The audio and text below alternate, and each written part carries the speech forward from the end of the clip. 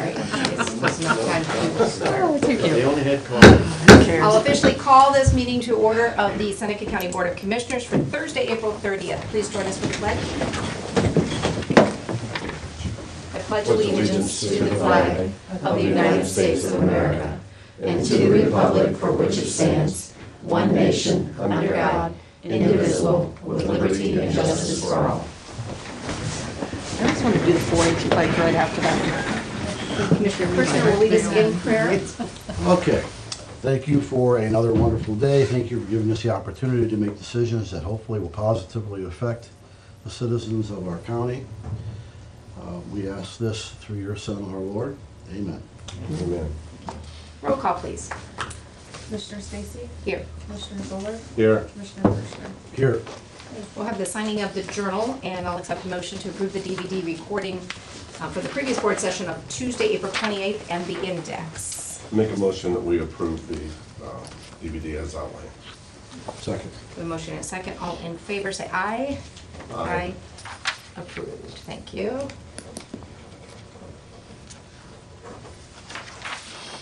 Okay, any adjustments to the agenda? Anything we need to get added on? We don't have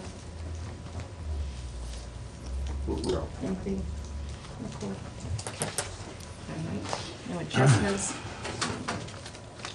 We'll begin with old business things. We do have the hearing, but that's scheduled for 10:15, so we'll wait till then in case there's any, that's the advertised time. To make sure we haven't excluded anybody from participating or being here for that. So we'll begin with the old business, and the first thing listed is the airport.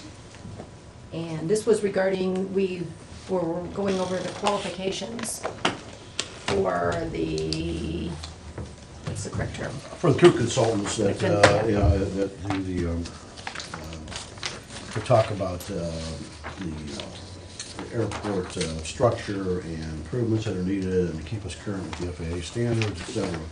We had two bids, one from Richland Engineering, who we're currently using, and the other one from Stantec. They are a firm out of Columbus. Had discussions with the airport manager, Brad Newman, on a few occasions. We talked about both of these, and he felt, after looking at the qualifications of both, that he would like to try Stantec as the consulting company for the airport. So I would propose that we accept their RFP, RFQ, SOQ, Statement of Qualifications. statement of qualifications, thank you. Thank you. And, Okay, I will contact them because now we'll need to go into negotiations for pricing. okay. So do we need a formal vote on, or we just did it in discussion? Okay. And do I have a second on Mike's? Well, Well, the one of only the, thing is if for some reason you don't agree to the pricing, then you wouldn't enter into. So right now, it's agreement just with them. verbal comments on it. Yeah, and I know when I filled out my sheets, not a lot of separation, but I think I had, on the score of that qualification sheet, I had Stan Tech a little above Higher. Richland right. as well when I finished through that. Well, one of the things he has to do is go through a demographic analysis and an analysis regarding environmental impact on extending the runway, both of which will take about 18 months. Stantec has people on staff that can do that, whereas the other company, Richland, would have to sub that out. So I think they just felt more comfortable, given the work that's ahead, to use a company that has those folks on staff. And Richland, has a couple of folks, at least one, that dealt with airports that's no longer with them. All right. Then I can confer with that as well, and, like I said, Brad liked that. I looked over the stuff, I had him just a little bit higher, but he's the one that knows what he's got, needing to do and how he's gonna get there and what engineering firm he wants to work with or that can possibly do that. I do think there's some merit, nothing against Richland, but it's with a fresh set of eyes too, so, new group looking at things to work with. He did mention too, and I think it's within budget, that there's some resurfacing that's necessary, and he's getting some bids on that resurfacing that I'm sure you'll see in the very near future. Now to lengthen the runway and so forth, that will be done through federal dollars? Yeah. Or is that gonna be a? Brad's budget? doing some things for the airport itself, putting at least one more hangar up, et cetera, that's, that's his personal expense in increasing the propeller business, the area they're adding to that building. But the actual lengthening of the runway is all federal money. All feds, Yes, federal money? yes. Yeah, well, it's usually a 90-10 or a Yeah, there'll be something. 95-5, depending on where the funding comes through.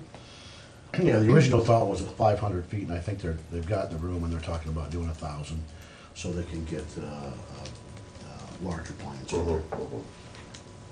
You also wanted to bring up about La Sala and the future improvements that needed for the SCADA system. Okay, there's a letter there for you to copy. How does this affect the landowners? I know we've had some issues out there in the past with right-of-way and the 1 in 7, which every 7 foot you got 1 foot obstruction.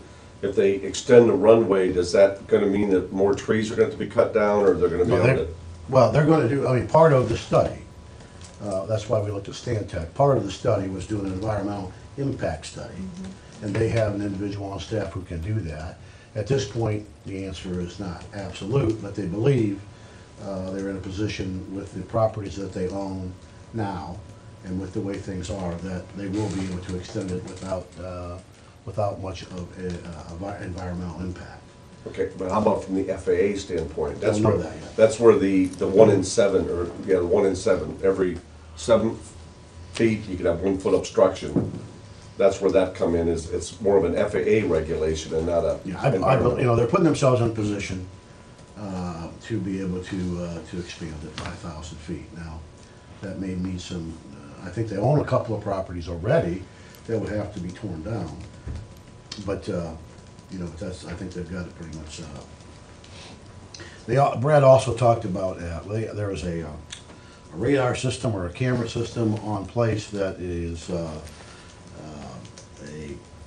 called a CT25K, and that is working properly now. It alerts pilots who are coming in when no one's there, and it's their system for the pilots, and that is absolutely fine right now. However, it's old technology and no longer being supported by the company, the Sila, and many airports are going with I think it's a Salometer, CL31, which is the recommended choice. Brad said there is no reason to have to worry about purchasing that now. It is a $25,000 item, but that we have to be aware of the fact that they're not supporting it anymore. It may last 6 months, it may last 3 years, but at this point in time, he's just putting us on notice that that's no longer being supported, and they may need to talk about replacing that with a CL31. There's all kinds of descriptions, but anyways, that's the new technology. Coming down the pike, okay. All right, is everything with the airport? I believe so. Okay.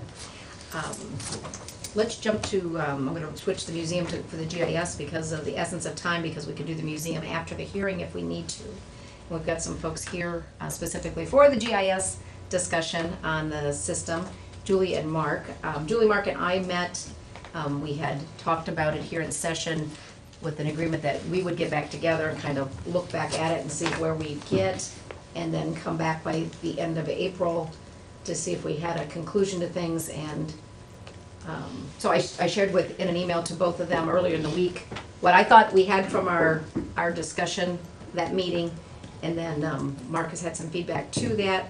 So I thought let's go there and have that discussion. This is a copy of what I sent. Mark or Julie, do you need a copy of the one I had? Okay, you're good, okay. This was,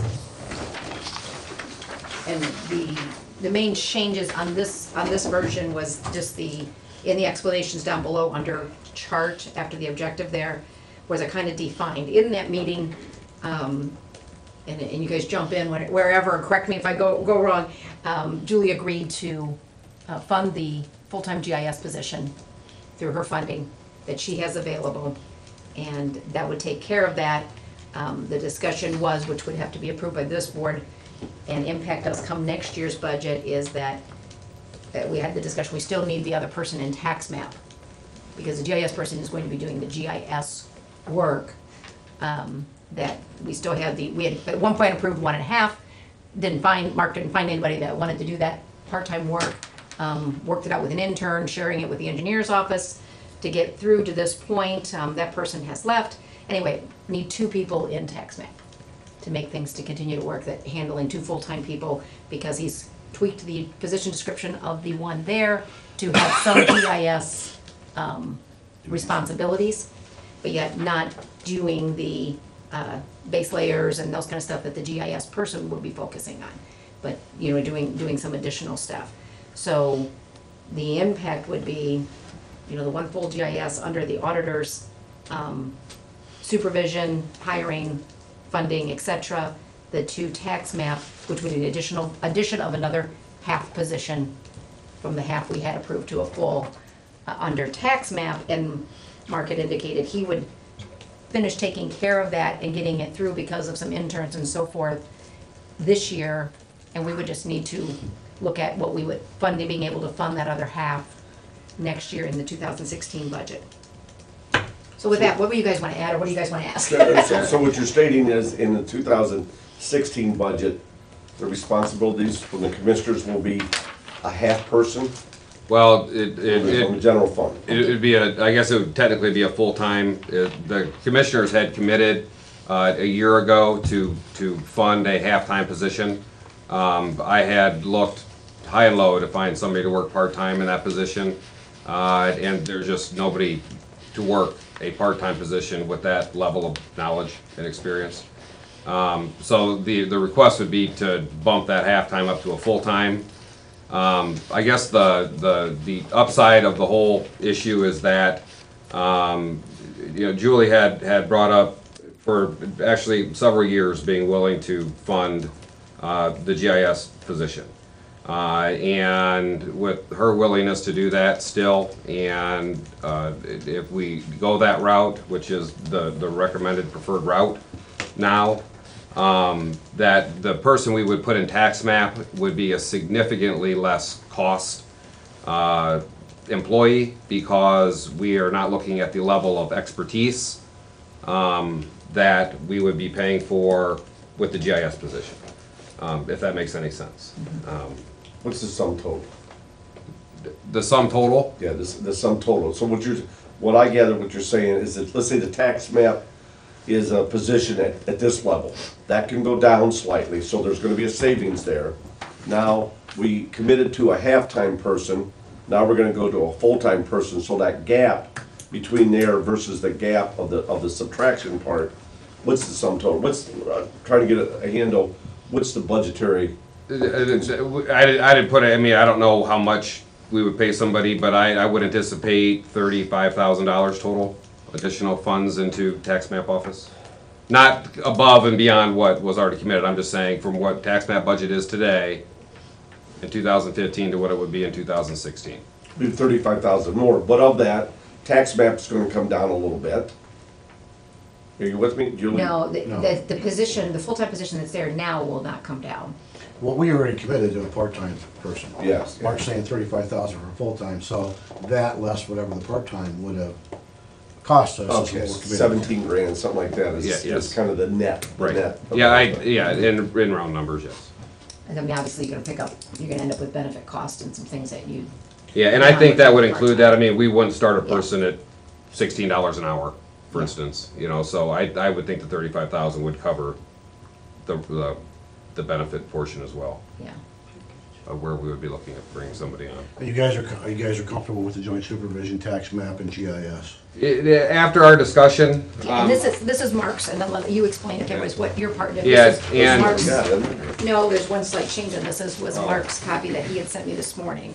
yeah, and I mean, it's more a formality than anything else, and I guess the original one had shown the commissioners being the overall GIS responsibility, and then that breaking down. I guess the way I saw it is that if the auditor's office is going to be running the GIS, then they should have the overall say. I mean, programmatically to be the top layer, then that information would come from us, from other departments into that GIS hub, and then out to the commissioners, out to, hopefully still someday regional planning, to be able to administer that.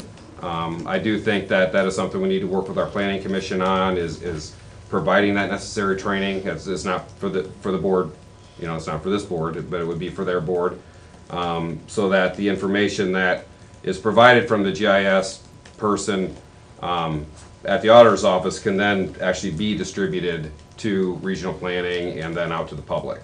Yeah, I don't disagree with that. It's just by structure, the way the government works. The commissioners are the ultimate supervisory authority over the auditor. And then to make Excuse the me? commissioner. Excuse me?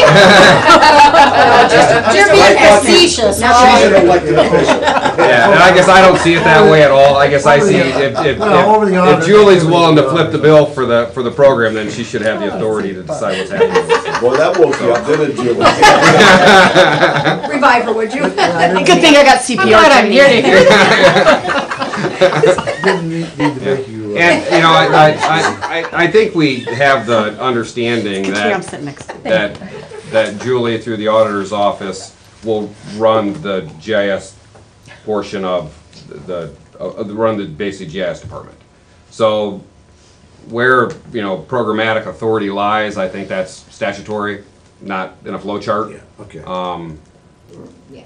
So, I mean, Julie's direct responsibilities are for those funds she would be expending for the position. So that's why I thought it was important that Julie have the, and I say Julie through the auditor's office, have that programmatic control. If I were paying for it all, I would think that the engineer should have that programmatic control.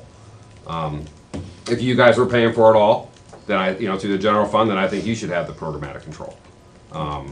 But, whoever basically is flipping the bill should have a lot more authority in the position. And we're talking about the whole thing being a centralized hub, doing the licensure all through and invoicing out appropriately. So we're all in the same system. It's just a matter of, like you said, that Yeah. who's responsible, which part of utilizing and/or updating that system. Right. When it comes to upgrades for the software, I mean, we have a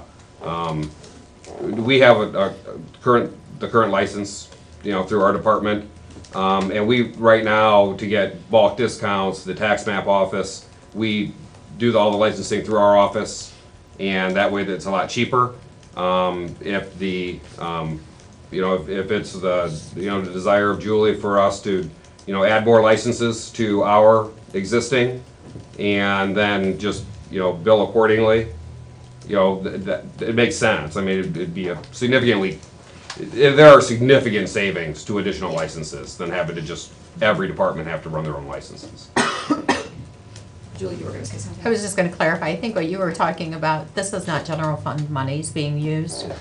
It would be the real estate assessment fund, which the statute clearly describes, the funds can be expended for geographic information systems.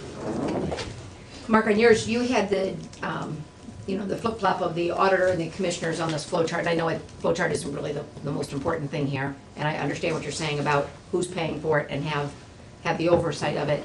But you had the GIS tax map out, then coming into the engineer's office.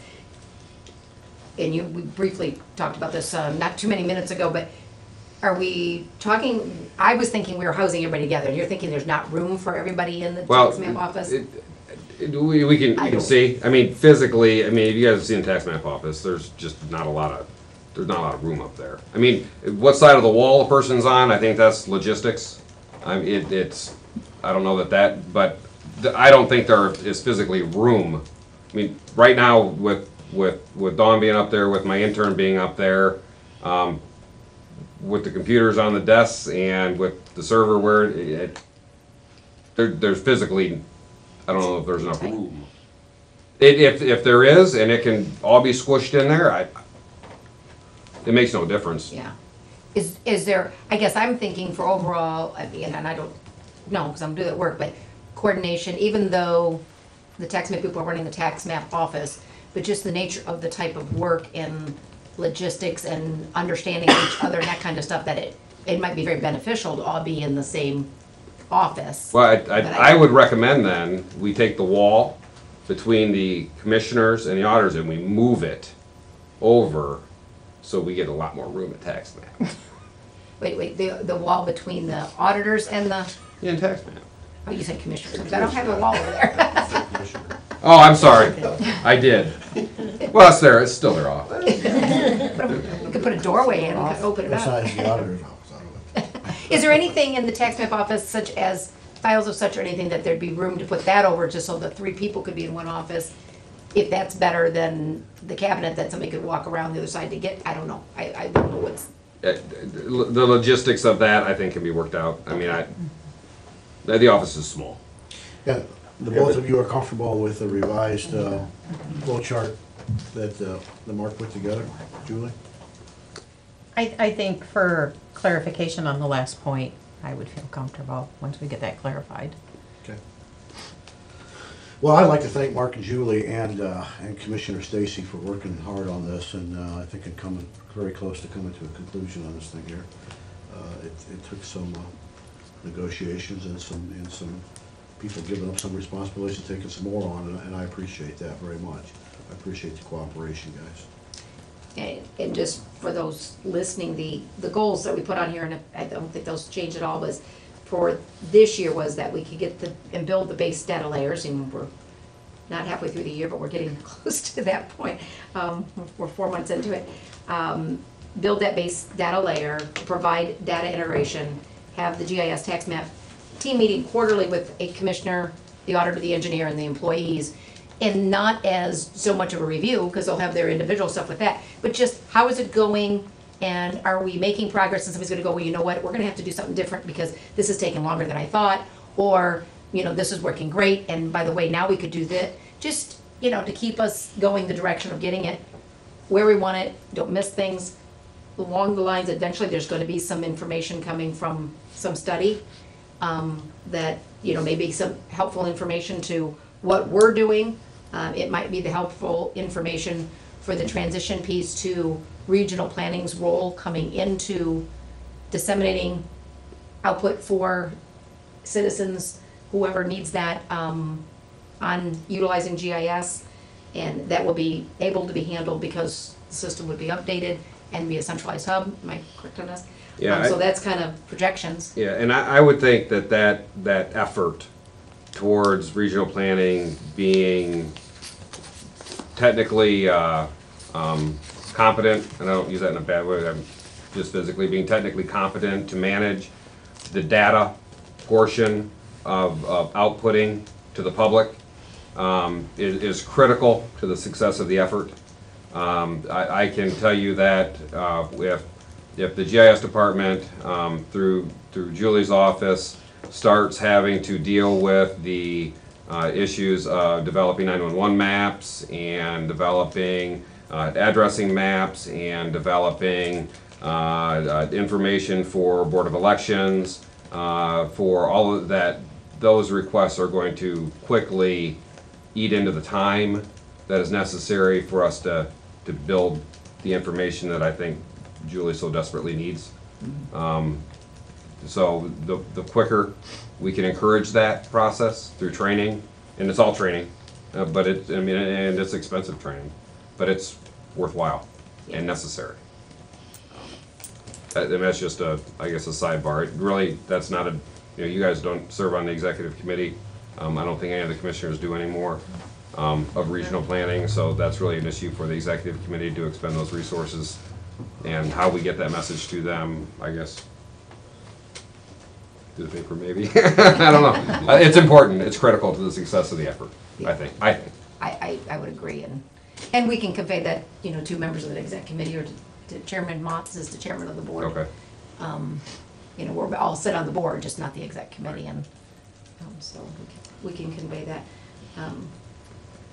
Do you have any rough idea? It's only been a little while since we had the meeting, Julie, on when you would be able to advertise for the position and projections on I think my initial thought would have been, would be the first part of June, because we're going through the conversion for the fiscal and payroll software. Right?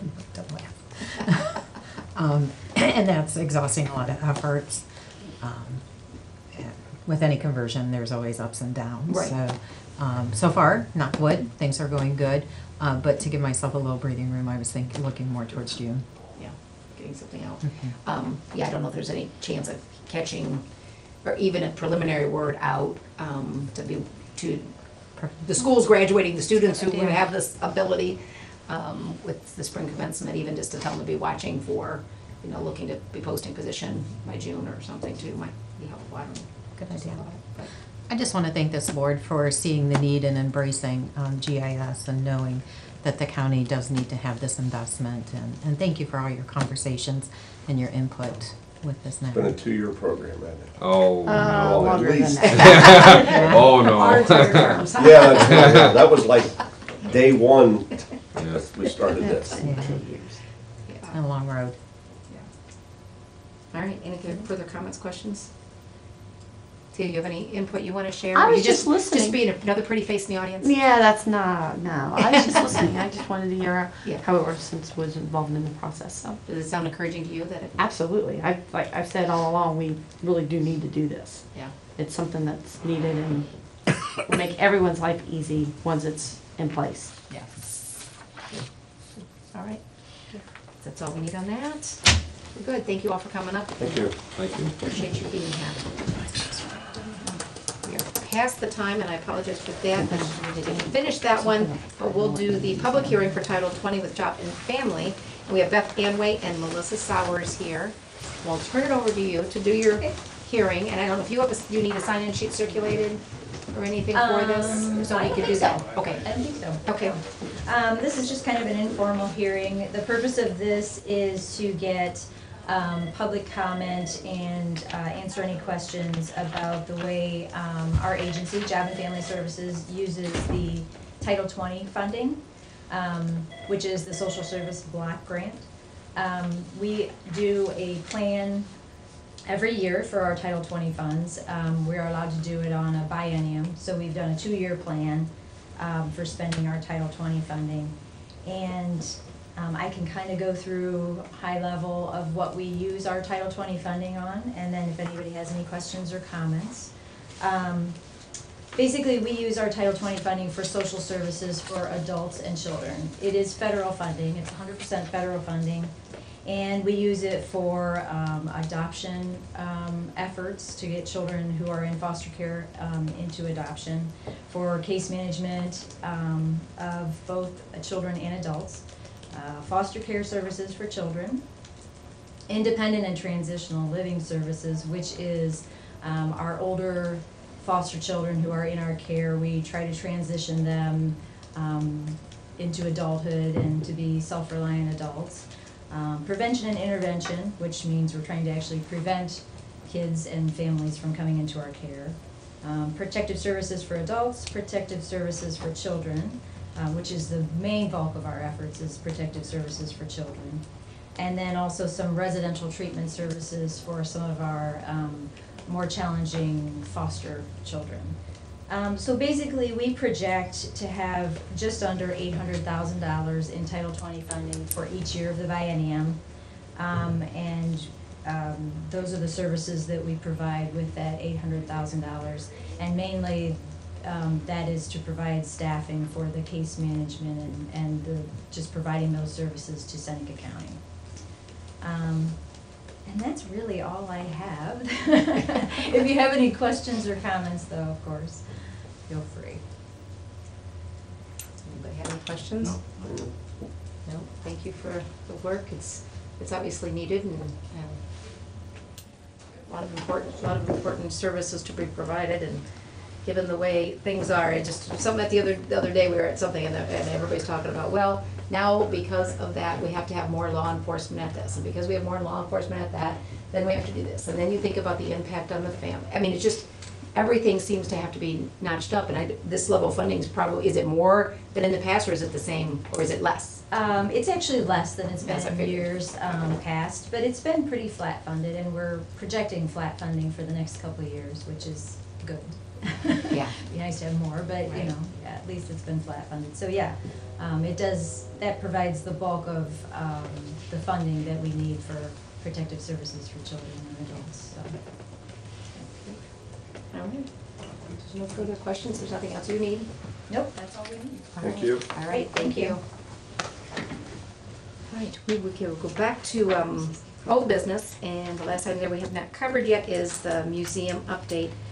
Yesterday, we had the first meeting of the task force to do the, begin discussions for reorganization of the museum as under the current, and I panicked yesterday thinking I've stated this wrong in this session.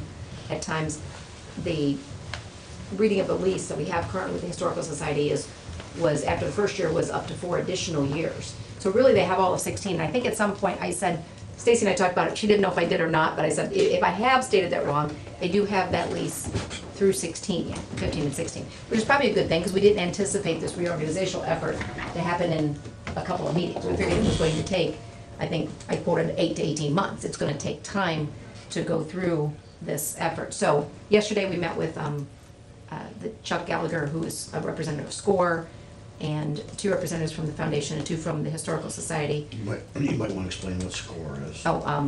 Is the Service Corps of Retired Executives. And he's got 30 years of experience in HR and management, retired from the Andersons. So he's a Northwest Ohio person. So he was the facilitator for the meeting. Nikki and I were there. Nikki was taking the minutes, and we got a lot of things aired out on the table. He got the chance to see, all the people who've been involved, find out the level of involvement they've had with the Seneca County Museum, their thoughts on where they thought it might go, wants to go, that kind of thing. And then he kind of gave us some task assignments to come back with, and we're going to attempt to meet again in June. I'm not going to announce the date yet, because they asked that I reach out to Dana Nemeth, who is the director at the Wood County Museum, and ask if we could have her come in so they could pick her brain about things and how they do some things. They went through this effort, and they don't want to talk to her about going through the reorganizational effort, but about their current operations. So if I can get Dana on the hook, then we'll know when that meeting is going to take place. But we're off to a good start. And this is the foundation and Historical Society. You've got both entities. Yeah, and we figured 3 with the county and those 2 in terms of had the vested interest and so forth over the years, and obviously, lots more people, but they'll each respectively share that information with their groups and that kind of thing. So, like I said, Good job. we Whatever's so got the cool. first meeting off and a commitment for a second meeting, so we'll keep stepping through that process, but wanted you to know. Yeah, if I can add something there, just on the Yeah. museum, that we talked to inform Commissioner Kirschner on that.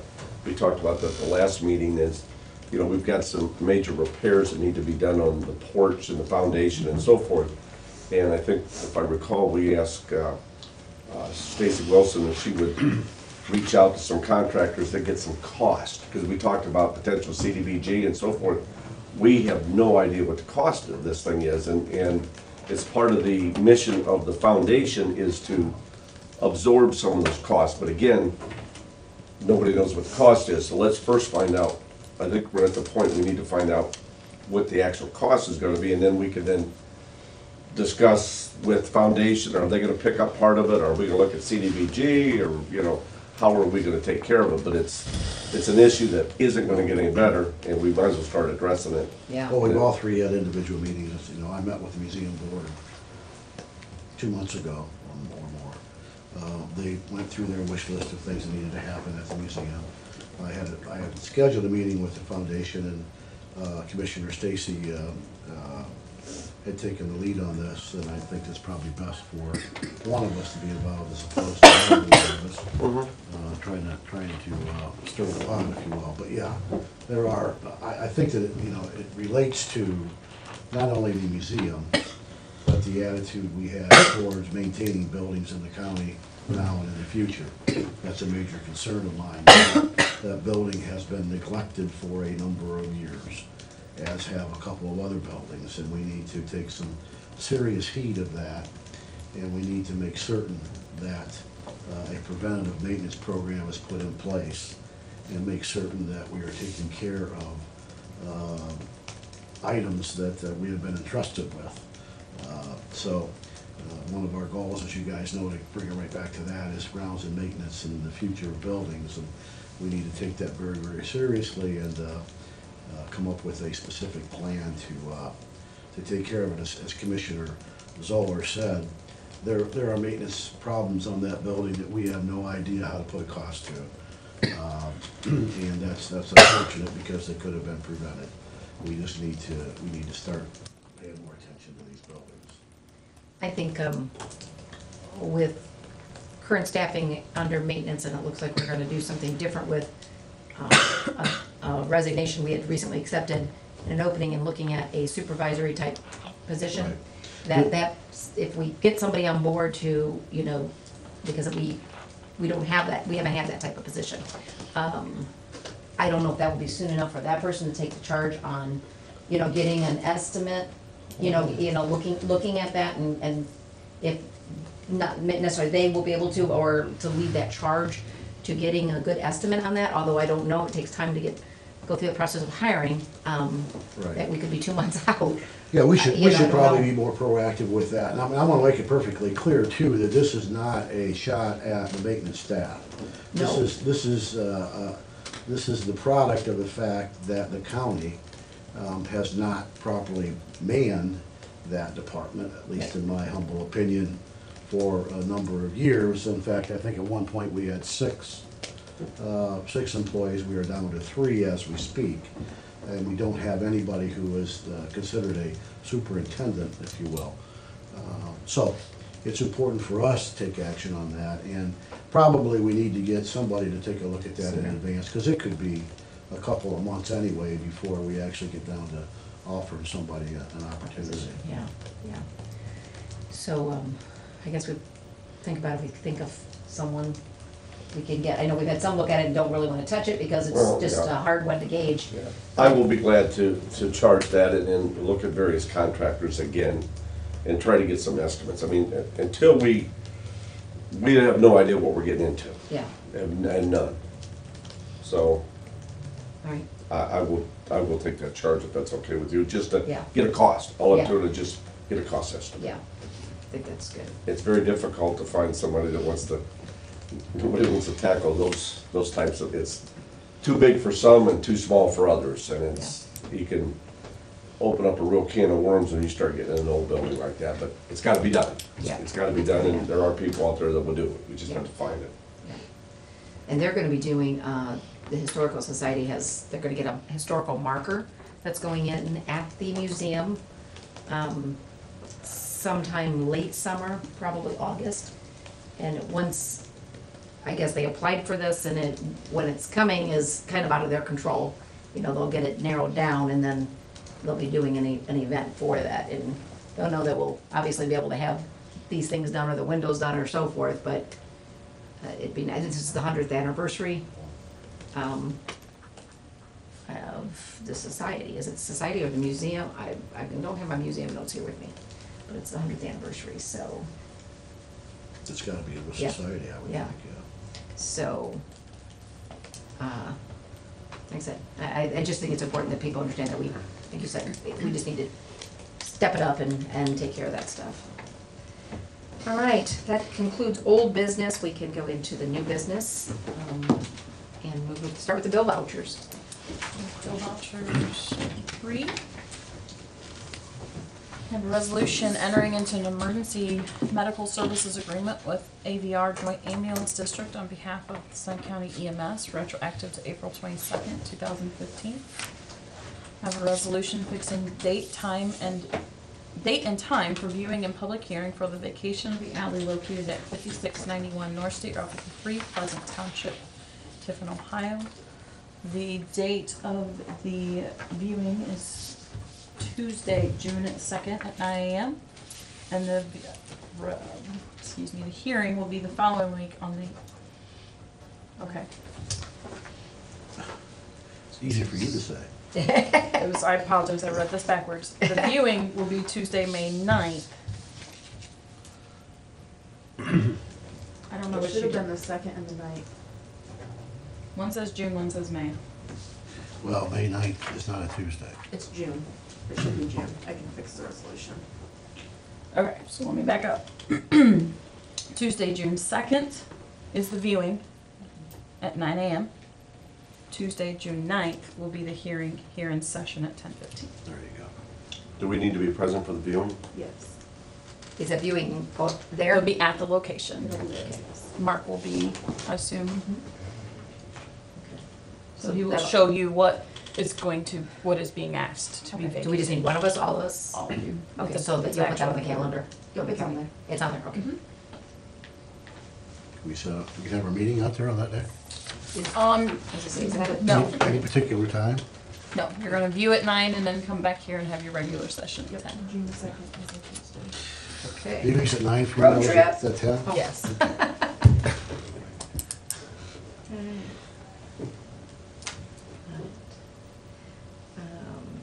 That's everything? Okay. Do I have a motion? So moved. Seconded. Motion and a second. Questions or discussion, I'll just make a comment on the one for AVR Joint Ambulance District. It's nice to see one more of those agreements coming forth with the formation of that ambulance district. And related to EMS, it was in the parking lot when I was on my way to the museum meeting yesterday that I ran into Ken, and he was coming over to just kind of inform us that they had been asked, or we have, Seneca County has been asked that, I don't know all of the details, but that Crawford County was having issues. Their private ambulance service pulled out. They went with a new one in December and were pulling out. And so they basically were just declaring a state of emergency, because without the state of emergency, they can't get funding in place to do anything to resolve this. So they go to the state of emergency, then the EMA director, I think, is how would become in charge. And then therefore money could be lined up. But basically he was saying, they've called us and asked if there's anything we can do to help in the interim. And I told him he says, I shared with them, we'd be happy to get them a truck, but I don't have personnel to give them. We don't have the personnel, we don't have paid staff, so we can't redirect and bring somebody on and ask them to cover for that. So he said, I just wanted you to know I at least offered, a truck if that would be of help to them. And he said, well, if they get their funding taken care of and in place, they'll work on getting somebody else in to take care of providing their services. But, just one of those things that if we can help a fellow county, and we could, but with the state of our service, the way we operate, they aren't gonna be able to be much help. So hopefully that things worked out, but I just thought I'd just share that since he was coming up to pass it along. Any further discussion? Not roll call on the, Commissioner Kirschner? Yes. Commissioner Zoller? Yes. Commissioner Stacy? yes. All passed. This will bring us to an opportunity for citizens' comments. At this time, do we have anyone like to share some citizens' comments? Mr. Brightman? I just have a question for Fred. Did you get out to see that? I haven't got out there, no, I apologize. Okay, I haven't. okay, it needs it. Anything else for citizens' comments? I'll put that on my calendar right now. If your dad was alive, he would have the equipment. That'd be a no-brainer. All right. Seeing no other citizens' comments, I'll take a motion to adjourn. So moved. Second. In a second, all in favor, say aye. Aye. Aye. We stand adjourned at 10:44. That's it.